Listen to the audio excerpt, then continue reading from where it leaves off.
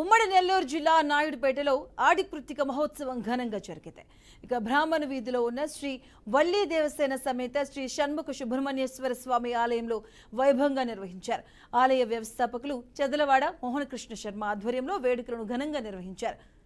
108 మేళాయుధాలకు ప్రత్యేక పూజలు చేయించి అనంతరం ఘనంగా నగరోత్సవాన్ని చేశారు. ఇక ఈ వేడుకల్లో పెద్ద ఎత్తున భక్తజనం పాల్గొన్నారు.